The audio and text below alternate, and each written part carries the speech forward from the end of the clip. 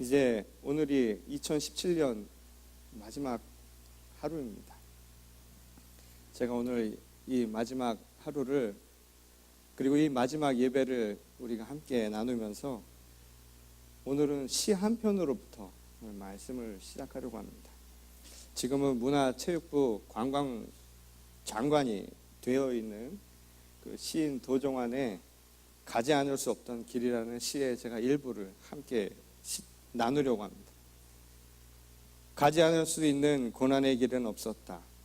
몇몇 길은 거쳐오지 않았어야 했고 또 어떤 길은 정말 발 디디고 싶지 않았지만 돌이켜보면 그 모든 길을 지나 지금 여기까지 온 것이다. 한 번쯤은 꼭 다시 걸어보고픈 길도 있고 아직도 해걸음마다 따라와 나를 붙잡고 놓아주지 않는 길도 있다. 그 길 때문에 눈시울 젖을 때 많으면서도 내가 걷는 이 길 나서는 새벽이면 남 모르게 외롭고 돌아오는 길마다 말하지 않은 쓸쓸한 그늘 짙게 있지만 내가 가지 않을 수 있는 길은 없었다. 그 어떤 쓰라린 길도 내게 물어오지 않고 같이 온 길은 없었다. 그 길이 내 앞에 운명처럼 파여있는 길이라면 더욱 가슴 아리고 그것이 내 발길이 데려온 곳이라면 발등을 찍고 싶을 때 있지만 내 앞에 있던 모든 길들이 나를 지나 지금 내 속에서 나를 이루고 있는 것이다.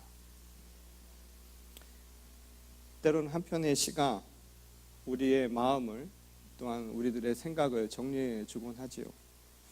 지난 한 해 동안 여러분들이 걸었던 인생의 여정은 어떠했습니까? 시인의 말대로 여러분들이 걸어왔던 지난 한 해의 여정이 혹시 갈 수 없는 길을 걷는 길은 아니었는지요? 어떤 마음가짐으로 순간순간의 길을 대비하는가? 또 그것을 어떻게 맞으며 걸어갈 것인가? 사실 이것이 오늘 우리에게는 아주 중요한 질문이 아닐 수 없습니다. 지난 2017년을 지나면서 우리가 걸었던 그 여정 속에서 때로는 고통과 아픔이 때로는 주체할 수 없는 어려움들이 우리들의 삶의 여정을 막아설지라도 오늘 이 시간 하나님의 은혜의 말씀을 통하여서 힘을 얻으시고 또한 그 위로의 말씀을 통하여서 새롭게 다가오는 한 해는 하나님의 충만한 은혜로 가득 찬 한 해가 되시기를 주님의 이름으로 간절히 축원합니다. 이 매년 교수 신문을 통해서 이 대학 교수들이 올해의 사자성어라고 하는 것을 선정하는데 저희 교회는 제가 파송을 받은 2005년 이후로 매년 마지막 주일은 이 사자성어를 가지고 말씀을 나누었습니다. 이 금년에는 파사현정이라고 하는 사자성어가 가장 많은 표를 얻었다고 합니다. 파사현정이라고 하는 이 한자 사자성어는 사악한 것을 부수고 그리고 올바른 것을 바로 세운다. 사고방식을 바르게 한다. 올바른 생각과 정신을 바로 세워나간다라는 뜻의 사자성어라고 합니다. 이 한국의 많은 지성인들은 올 한 해 이것이 한국 사회를 가장 잘 보여주는 또 앞으로 우리가 그것을 생각해야 하는 말이 아닌가라고 해서 이 사자성어를 선정했다고 하는데요. 이 올 한 해 우리 한국 사회를 돌아다 보면 여러 일들이 많았죠. 무엇보다 우리 헌정사상 초유의 대통령 탄핵이라고 하는 엄청난 사건을 경험하면서 이 한국 사회에 요구되는 정신 가운데 하나로 이들은 적폐청산이라고 하는 것을 꼽았다고 합니다. 이 잘못된 주장과 정책 그리고 부정부패의 고리가 된 다양한 사회적 적폐 현상들을 뿌리 뽑아서 보다 정의롭고 또한 다양한 사람들이 살만한 세상을 만들고 그런 권리들이 인정받을 수 있는 정직한 세상을 만들어가는 것, 이게 바로 오늘날 우리에게 필요하다는 것이 바로 그들의 한결같은 주장이었다는 것이죠. 근데 사실 파사현정이라는 이 말은 세상에만 적용되는 것이 아니라 오늘날 교회와 우리의 신앙생활에 적용시켜도 아무런 문제가 없는 아주 좋은 말이기도 합니다. 예수께서도 우리에게 말씀을 하셨죠. 우리를 일컬어서 어두운 세상을 밝히는 빛이요 또한 부패한 세상을 막는 소금과 같은 존재라고 우리들을 그렇게 불러주셨습니다. 따라서 세상에 적폐를 청산하고 참된 하나님의 공의를 나타내는 것, 그러한 파사현정이라는 말은 오늘날 교회의 아주 기본적인 책무이자 우리에게는 소명과 같은 말이라고 해도 무방한 사자성어라는 것이죠. 그것이 바로 오늘날 교회가 또한 성도들이 세상과는 구별되는 거룩한 공동체가 되는 길이기도 하다는 겁니다. 물론 여기에는 한 가지 전제 조건이 있죠. 선행되어야 할 아주 중요한 부분이 있다는 겁니다. 교회가 바로 이러한 역할들을 감당하기 위해서는 교회의 지체들인 바로 우리 한 사람 한 사람이 먼저 변화가 되어야 한다는 겁니다. 교회를 구성하는 성도들이 그리스도의 말씀 안에서 온전히 변화되지 아니하고는 그리스도의 말씀을 나타내는 교회가 세상의 빛이요 또한 세상의 소금이 되기는 어렵다는 겁니다. 그런 의미에서 오늘 우리가 함께 변화되는 것, 이것이 바로 파사현정이라고 하는 것이 오늘날 세상과 오늘날 교회 그리고 우리들 각자의 삶에서 나타날 수 있는 근거가 될 수 있다는 것이죠. 이 동양 고전인 이 대학의 8조목도 그런 의미에서 비슷하게 우리가 이해할 수 있는 대목이기도 합니다. 우리가 너무나 잘 아는 말이죠. 수신제가 치국평천하라고 하는 것. 꼭 세상의 평화라고 하는 것은 이 나라가 제대로 다스려져야 한다는 겁니다. 근데 그렇게 가다 보면 결국 각각 개인이 자신들을 온전히 수련하지 아니하면, 온전한 정신을 갖고 있지 않으냐면 나라가 변화되지 아니하고 세상도 온전한 평화를 이룰 수 없다라는 것이 바로 그 말의 의미라는 것이죠. 어느 한편에만 국한된 것이 아니라 함께 더불어서 공동체와 그리고 각 개인이 변화될 때 우리가 바라는 진정한 세상이 올 수 있다, 도래할 수 있다라는 겁니다. 그런 의미에서 오늘 그리스도의 자녀들, 그리스도의 교회가 파사현정하는 것은 과연 어떠한 모습으로 우리에게 나타나야 할까요? 이는 뿌리 뽑아야 할 사악한 것, 그리고 반대로 삶 속에서 우리가 하나님의 말씀대로 실현되어야 할 의라고 하는 것을 구별하는 기준이 무엇인가를 우리가 알게 된다면 이 말을 우리가 분명하게 이해할 수 있을 뿐만 아니라 우리의 삶 속에서 분명하게 실천할 수 있게 될 겁니다. 오늘 본문 말씀은 그런 의미에서 그에 대한 하나의 단서를 제공해 주는 말씀이라고 할 수 있지요. 오늘 본 말씀을 보면 이 정결 예식을 위해서 아기 예수를 안고 온 요셉과 이 마리아를 만난 한 사람의 이야기가 나옵니다. 바로 시므온이죠. 그리고 시므온을 통해서 우리에게 아주 중요한 메시지를 전하고 있음을 보게 됩니다. 오늘 본문 말씀은 이 시므온을 표현하기를 이렇게 묘사를 하고 있습니다. 의롭고 정결한 사람이다. 그는 이 시대에 의롭고 정결한 사람이다 라는 말로 그가 어떤 사람인가 하는 것을 아주 분명하게 우리에게 가르쳐주고 있습니다. 이 당시에 부패한 사회 환경 속에서 그는 구별된 자로서의 모습을 여전히 유지하고 있었다라고 하는 것을 단적으로 보여주는 것이죠. 의로운 자, 정결한 자, 그것은 곧 그가 세상과는 구별되는 특별한 성결한 사람임을 우리에게 가르쳐주는 말씀이라는 겁니다. 그런데 그 이유를 그 다음 말씀에서 아주 분명하게 이렇게 두 가지로 요약해서 가르쳐주고 있습니다. 그 한 가지는 뭐냐 하면 그가 이스라엘이 받을 위로를 기다리고 있던 사람이다 라는 말씀입니다. 이스라엘이 받을 위로를 기다린다. 이 말의 의미는 무엇일까요? 이스라엘이 받을 위로라는 말은 당시에는 식민지 로마의 속박을 살고 있었던, 속박으로부터 고통을 받고 있었던 이스라엘 민족들이 하나님의 선택된 백성으로 그 속박에서 벗어나는 일, 이것이 바로 이스라엘이 받을 위로라고 당시 사람들은 생각하고 있었다는 겁니다. 그런데 이 말이 오늘 본문 말씀에서 쓰여질 때는 단순히 한 민족에게만 국한돼서 사용하는 말은 아니었습니다. 오히려 이 말씀은 더 확장된 말씀으로 우리에게 다가오죠. 무슨 말씀이냐 하면 하나님의 예수 그리스도를 통해서 이 땅 가운데 행하실 그 사건은, 구원의 역사는 한 민족을 구원해내는 것으로 그치는 것이 아닙니다. 하나님의 자녀된 모든 백성들을 세상의 모든 구속으로부터 구원해내실 사건이 바로 예수님이 이 땅 가운데 오신 사건이라는 것을 이야기해 준다는 겁니다. 그런 의미에서 시므온이 기다리고 있었다라고 하는 이스라엘이 받을 위로는 한 민족으로부터 구원을 얻는 그 민족적 차원의 이야기가 아니라 사실은 이 땅 가운데 이루어질 하나님 나라를 이야기하고 있다는 것을 우리가 알 수 있다는 것이죠. 곧 시므온은 하나님 나라가 이 땅 가운데 이루어지는 그 완성을 기다리고 있었던 사람이었다라는 뜻이라는 겁니다. 근데 하나님 나라의 완성이라고 하는 것이 무슨 뜻일까요?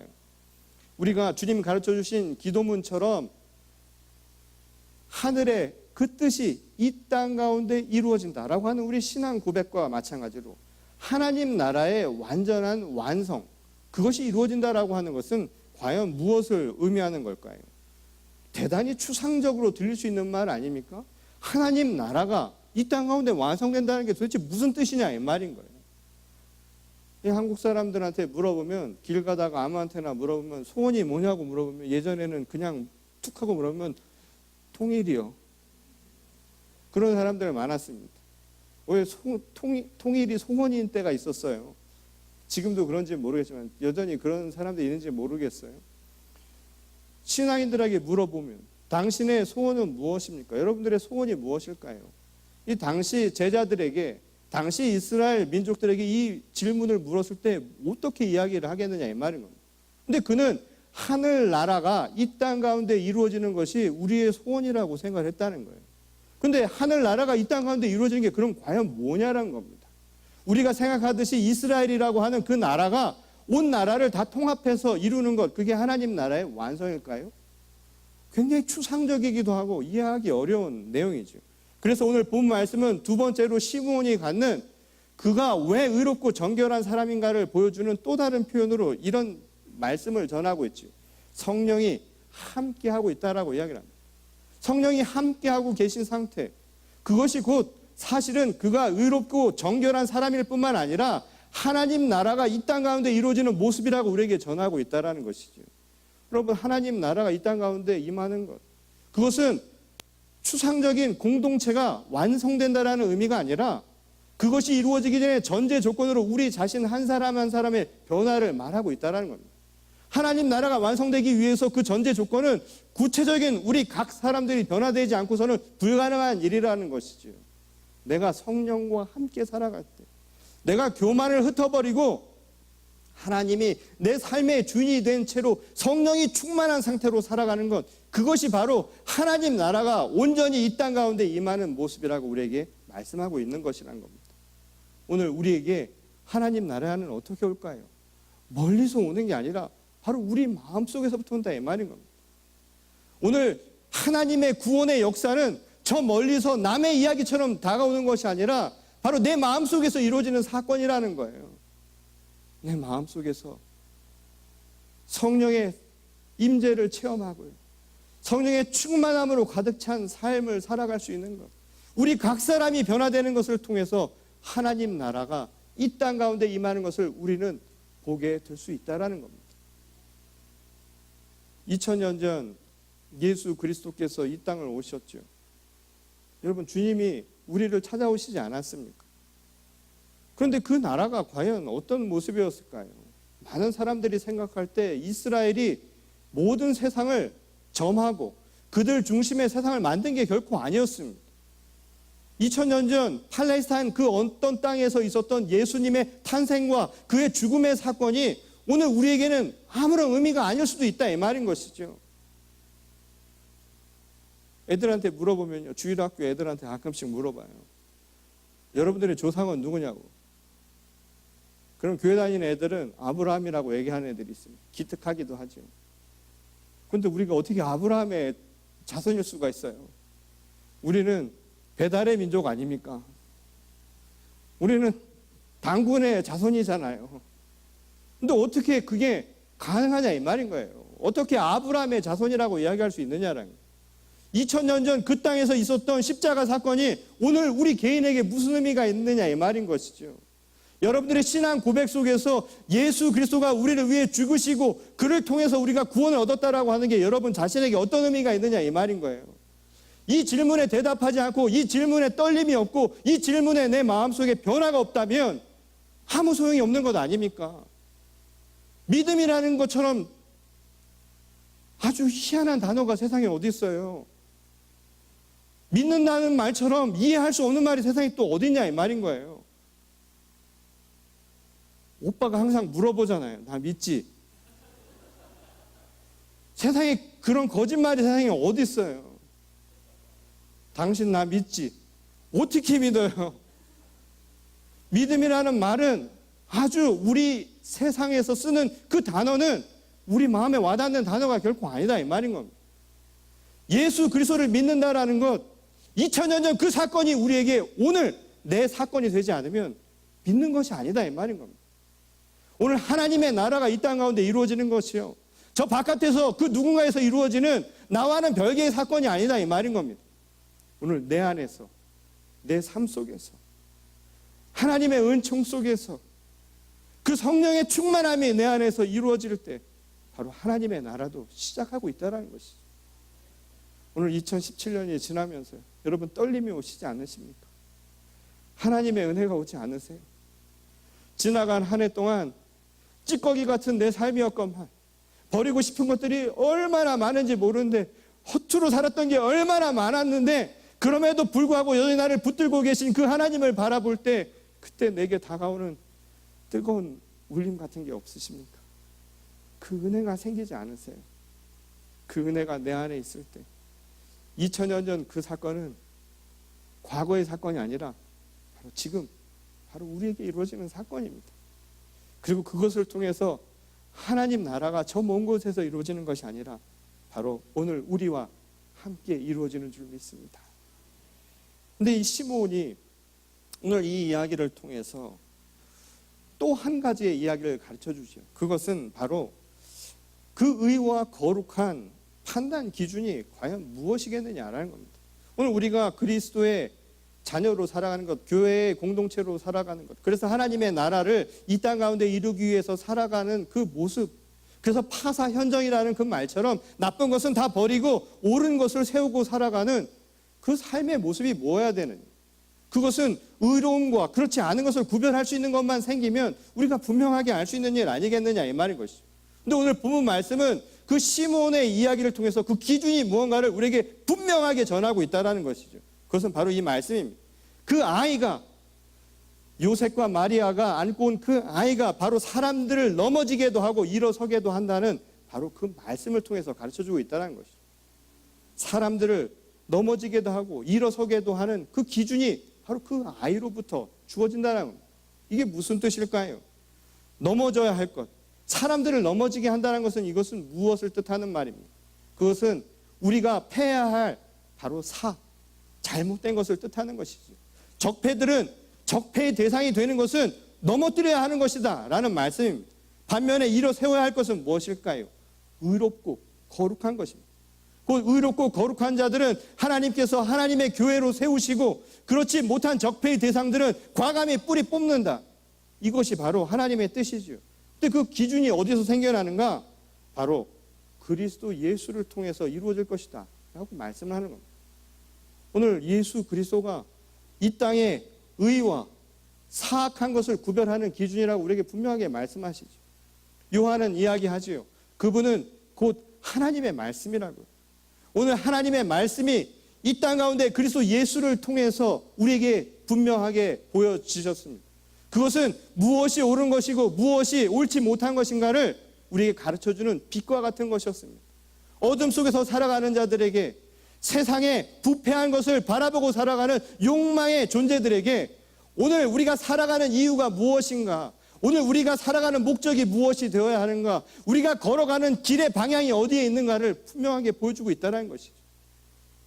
오늘 시인의 이야기처럼 우리 인생은 어딘가로 향해 가는 길인지 모릅니다. 어떤 노래 가사말처럼 나그네와 같은 길을 걸어가는 것이죠. 방향도 없이 그냥 무작정 망망대해를 걸어가듯이 걸어가는 게 우리들의 삶이었다면, 오늘 우리들의 삶에 분명한 메시지를 전한다는 겁니다. 오늘 이 땅에 오신 그리스도 예수는 우리가 걸어가야 할 방향이 어딘가를 분명하게 알려주시고 계시다는 것이죠. 우리가 살아가야 할 목적이 어디 있는가, 그래서 그것이 우리가 왜 의롭고 정결한 사람이 되어야 하는가를 보여주는 분명한 기준이 되고 있다는 것을 바로 시므온은 우리에게 가르쳐주고 있었다는 겁니다. 근데 더욱 놀라운 사실은 이 시므온이 이 이야기를 하면서 이 아이가 장차 비방받는 표징이 된다라고 이야기를 하고 있다는 점입니다. 세상에 비방을 받는 표적이 될 것이다 라는 겁니다. 그가 곧 세상에 사람들로부터 비방을 받을 가장 대표적인 상징적인 인물, 표적이 될 것이다 라고 이야기를 하는 겁니다. 이 말은 이 실제로 원어를 보면 비방받는 표징이라는 단어로도 쓰여 있지만 다른 한편으로는 세상의 모순과 같은 존재가 될 것이다라는 거예요. 세상과는 다른 존재라는 겁니다. 실제로 예수 그리스도께서 이 땅 가운데 가르쳐 주신 말씀은 세상이 말하는 것과는 정반대 이야기를 했죠. 한 대 맞으면 또 맞으라고요. 오늘날 시대는 한 대 맞으면 어떻게 하면 한 대 더 때릴까를 궁리하는 세상 아닙니까? 내가 더 많은 것을 갖기 위해서 내가 경쟁하는 시대를 살아가는 오늘 우리들에게 전혀 다른 메시지를 전한 분이 바로 예수 그리스도 아니냐 이 말입니다. 모순이 되고 그것으로 인해서 오히려 세상에 비방이 되고요. 예수 그리스도의 말씀대로 살아간다는 게 때로는 얼마나 혹독한 시련을 가져다 줍니까? 오히려 예수 믿고 시험 들었다는 사람들이 얼마나 더 많은 세상을 살아가고 있나요? 오히려 예수 믿고 의로운 그 길에 들어섰다가 세상으로부터 얼마나 혹독한 아픔을 경험하고 살아가고 있느냐 이 말인 겁니다. 그럼 우리들에게 질문하는 것이죠. 정말 예수 그리스도가 내 삶의 목표였고 예수 그리스도가 내 삶의 목적이었다면, 그래서 그 방향을 향해 나가고 있다면 여러분들도 지금 이런 아픔을 경험하고 계시냐고요. 이런 시련을 경험하고 계시냐고요. 오늘 우리들에게 묻는 질문입니다. 그리고 그 시련 속에 있는 우리들에게 희망의 메시지를 함께 전하는 것 아닙니까? 의의 그 의를 통해서 하나님께서 우리를 축복하신다는 것, 그게 바로 주님의 말씀 아니었던가요? 그리고 나가서 이 시몬은 비방받는 표징이 될 뿐만 아니라 그 부모에게 이런 이야기를 합니다. 마음이 칼에 찔리는 듯한 고통을 당할 것이다. 이게 자식을 키워본 분들은 아실 거예요. 누가 나한테 욕하면 그것도 기분은 나쁘죠. 그런데 자식이 세상으로부터 손가락질을 받는다고 생각을 하면 그 부모의 마음은 더 무너질 만큼 아플 겁니다. 지금 그 이야기를 전하는 것이죠. 이 아이로 인해서 그 칼로 내 마음을 찔리는 것 같은 아픔을 경험하게 될 것이라고. 마치 이 이야기는 고난에 대한 이야기, 장차 예수 그리스도께서 이 땅 가운데 오셔서 비극적인 삶을 살아갈 것에 대한 예고를 하는 것처럼 들리지요. 근데 그 뒤에 그가 증거하는 것입니다. 이것은 장차 일어날 예수 그리스도의 핍박과 고난에 대한 이야기뿐만이 아니라 그것을 통해서 세상에 올바른 것을 드러내기 위한 것이라고요. 의를 드러내기 위한 것이다 라고 우리에게 가르쳐주고 있다는 겁니다. 하나님의 공의를 세우는 과정이 바로 이것을 통해서 나타나게 될 것이다 라는 것이 바로 시몬의 이야기라는 겁니다. 비록 이 땅 가운데 세상의 어둠 속에서 빛은 핍박을 받을지 모르지만 그 핍박을 통해서 그 빛이야말로 세상을 밝히는 힘이 될 수 있다는 것을 우리에게 가르쳐주는 말씀이라는 겁니다. 그리스도 예수께서 이 땅 가운데 오셔서 어떤 것이 사할 것이고 어떤 것이 우리가 세워야 할 의라는 것을 분명하게 알려주셨습니다. 그리고 그것은 세상 속에서 비방과 모순의 표적이 될지는 모르지만 그것을 통해서 우리에게 참된 삶의 증거를, 우리들에게 삶의 참된 목적과 방향을 분명하게 가르쳐 주셨다는 겁니다. 그리고 오늘 한 해를 마감하는, 그래서 새로운 한 해를 시작하는 우리들에게 똑같은 질문을 던지고 계시죠. 새 하늘과 새 땅을 열어갈 여러분들, 오늘 우리들이 살아가야 할 또 다른 세상이에요. 이제 앞으로 맞이하게 될 2018년이에요. 깜깜합니다. 미래는 알 수 없는 형태로 우리를 찾아올지 모릅니다. 근데 우리에게 하나님께서 그리스도 예수라는 작은 빛을 주셨습니다. 오늘 그 빛을 가지고 때로는 부대끼며 때로는 그것 때문에 마음의 아픔을 갖고 살아갈지 모르지만 오늘 그 빛을 안고 한 걸음 한 걸음 디디며 나가라는 겁니다. 그리고 그 빛을 통해서 나아갈 때 우리들의 삶에 참된 열매가 맺어진다고 주님은 가르쳐주고 있다는 것입니다. 오늘 예수 그리스도의 그 말씀을 통해서 새로운 한 해 2018년을 타사 현정, 옛것은 버리고 하나님 안에서 새로운 옷을 갈아입고 내 자신이 온전히 변화되어 하나님의 나라를 이 땅 가운데 세우는 주님의 교회가 되기를 소망합니다. 그리고 그것을 위해서 오늘 우리 자신이 성령의 감동 감화된 채로 우리 스스로가 변화된 삶을 살아갈 수 있기를 소망합니다. 이 질문이 잘 와닿지 않는다면 한번 이런 생각을 해보십시오. 길을 걸어갈 때 우리에게 필요한 게 뭐가 있을까요? 나침판이라는 게 있죠.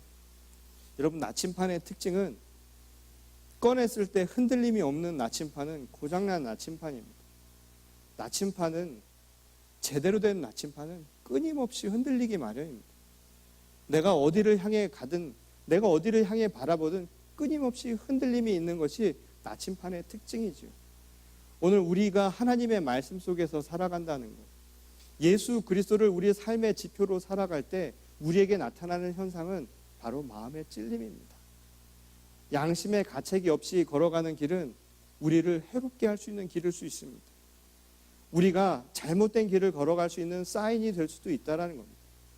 그런 의미에서 오늘 우리 자신이 신앙이란 나침판을 들고 날마다 찔림을 통해 내 양심의 가책을 통해서 걸어갈 수 있도록 자기 스스로의 삶을 재확인할 수 있는 내년 한 해가 될 수 있기를 소망합니다. 그리고 무엇보다 나침판은 어디를 향해 가든 반드시 한 곳을 가리키려고 움직입니다. 바로 우리 삶의 중심이죠. 2018년도는 하나님이 우리 삶의 중심이 되기를 소망합니다. 하나님의 말씀이 우리가 가야 할 분명한 기준이 되기를 소망합니다. 예수 그리스도가 우리 가운데 우리 삶의 주인으로 오셨던 것처럼 내년 한 해는 예수 그리스도의 말씀과 삶을 우리가 실천하며 살아갈 수 있는 한 해가 되기를 소망합니다. 그래서 파사 현정이라는 그 말이 저 멀리 어딘가에서 이루어지는 일이 아니라 바로 우리의 삶 속에서 내 개인으로부터 변화되어 우리 교회 공동체는 물론이고 세상을 변화시키는 귀중한 힘이 될 수 있기를 주님의 이름으로 간절히 축원합니다. 우리 다 같이 기도하시겠습니다. 하나님, 감사를 드립니다. 오늘도 주께서 우리에게 주시는 말씀을 통해 우리 스스로 질문하기를 원합니다. 우리가 버려야 할 것이 무엇이고 우리가 세워야 할 하나님의 의로움이 무엇인가? 오늘 시몬의 고백처럼 비록 세상에는 비방받는 표징이 될지 모르지만 예수 그리스도가 하나님이 내 삶의 주인이 되는 것, 그것이 바로 우리에게는 무엇보다 귀중한 삶의 목표였음을, 또한 삶의 방향이었음을 이 시간 깨닫고 돌아가는 주의 거룩한 자녀들이 되게 하여 주시옵소서. 그래서 때로는 세상 속에서 흔들리며 내 양심의 가책을, 또한 내 양심의 찔림이 있을지라도 하나님, 그것이 아픔과 시련과 시험이 아니라 다시 일어서게 하는 힘이 되게 하셔서 우리가 가야 할 길, 때로는 갈 수 없었던 길, 가지 않을 수 없었던 길을 가는 순간마다 힘이 되게 하시고 용기가 되게 하셔서 우리에게 주신 또 다른 한 해에도 우리 삶의 풍성한 열매를 맺게 하여 주시옵소서. 이 땅의 교회와 또한 우리가 살아가는 이 세상이 어둠이 아니라 빛 가운데로 거하게 하시기를 원합니다. 여전히 세상 속에서 고통받는 자들, 여전히 음지에서 사악함과 악한 마귀의 그 권세 속에서 살아가는 수많은 영혼들, 이 땅의 그 음지를 밝힐 수 있는 교회가 되게 하셔서 새롭게 다가오는 한 해는 지금보다 더 나은 새해, 지금보다는 더 사람들이 살만한 공간, 서로의 생존을 위해서 이전 투구하기보다는 하나님의 말씀과 사랑 속에서 서로 공존하기를 함께 추구할 수 있는 참으로 아름다운 한 해가 될 수 있도록 주님, 저희 한 사람 한 사람을 사용하여 주시옵소서. 이 시간 마음으로 고백하는 모든 자들마다 하나님의 은총의 능력을 부어주셔서 하나님 성령의 사람들로 이 땅 가운데 하나님의 나라를 세워가게 하여 주시옵소서. 특별히 지난 한 해를 되돌아보며 상처받은 영혼들, 또한 육신의 아픔을 안고 있는 모든 주님의 자녀들, 위로받아야 할 자들, 또한 하나님의 위안을 구하는 모든 이들마다 이 시간 하나님의 따뜻한 손길을 체험하고 돌아가게 하여 주시옵소서. 하늘의 거룩하신 능력을 이 시간 부어 주시어서 하나님 우리의 마음속에 하나님의 살아계심을 체험하고 고백하고 결단하며 돌아가는 주의 성도들이 되게 하여 주시옵소서. 또한 우리를 통하여 이 땅에 교회를 세워가실 줄 믿사오니 교회가 변화되게 하시고 교회를 통하여 하나님의 나라를 더욱더 공고히 세워갈 수 있도록 주님 우리 한 사람 한 사람을 주의 도구로 사용하여 주시옵소서. 하나님께서 이제 송구하며 새로운 한 해를 준비하는 모든 이들마다 함께 하시고 또한 하나님의 놀라우신 은총을 부어주실 줄 믿사옵고 거룩하신 우리 주 예수 그리스도의 이름으로 간절히 기도드렸습니다. 아멘.